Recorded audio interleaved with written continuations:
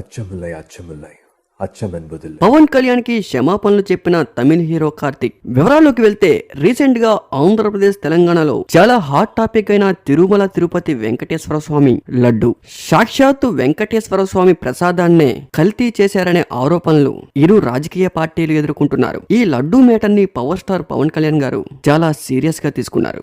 వెంకటేశ్వర స్వామి లడ్డూపై పవన్ కళ్యాణ్ గారు పోరాడుతున్నారు. సనాతన ధర్మంపై హిందూ మతంపై గౌరవం ఉండాలని పవన్ కళ్యాణ్ గారు చేపట్టిన దీక్ష ఎంతో మంది ప్రజల ఆదరణ పొందింది. అయితే పవన్ కళ్యాణ్ గారికి క్షమాపణలు చెప్పారు హీరో కార్తీ.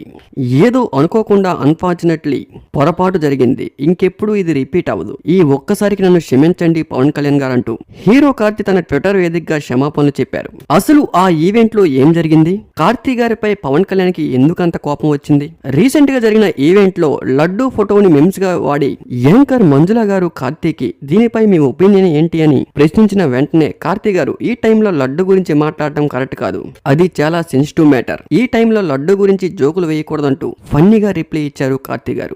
సాక్షాత్తు వెంకటేశ్వర స్వామి ప్రసాదంపై తెలుగు ప్రజలు పోరాడుతూ ఉంటే అసలు లడ్డు గురించి అలాంటి ఈవెంట్స్ లో మాట్లాడడమే తప్పు, అలాంటిది స్క్రీన్ పై మెమ్స్ వేసి లడ్డు కావాలని ఆయన అంటూ కామెడీ చేయడం, ఆ కామెడీకి ఫన్నీగా రియాక్ట్ అవ్వడం, ఇది ఎంతవరకు కరెక్ట్ అంటూ పవన్ కళ్యాణ్ గారు ఘాటుగా రియాక్ట్ అయ్యారు. వెంటనే కార్తీ గారు ట్విట్టర్ వేదికగా ఏదో పొరపాటు జరిగింది, క్షమించండి పవన్ కళ్యాణ్ గారు అంటూ తన క్షమాపణలు తను చెప్పారు. అయితే ఇప్పుడు ఈ టాపిక్ రెండు తెలుగు రాష్ట్రాల్లో హాట్ టాపిక్ గా మారింది. ఇలాంటి మ్యాటర్స్ ఏదైనా మనం మాట్లాడితే 10 మంది ప్రజలకు ఉపయోగపడేలా ఉండాలి, కానీ సినిమా ప్రమోషన్లు పబ్లిసిటీ కోసం ఇలాంటి విషయాలపై జోకులు వేయడం అనేది పవన్ కళ్యాణ్ గారే కాదు తెలుగు ప్రజలు ఎవరూ కూడా సహించరు. అక్కడ కార్తీ గారిదే కాదు మూవీ టీమ్ కూడా చాలా తప్పు ఉంది. లడ్డూపై మెమ్స్ వేసి పబ్లిసిటీ తీసుకుందామనే ఆలోచన అది మంచి పద్ధతి కాదు అంటూ పవన్ కళ్యాణ్ గారు ఘాటుగా రియాక్ట్ అయ్యారు.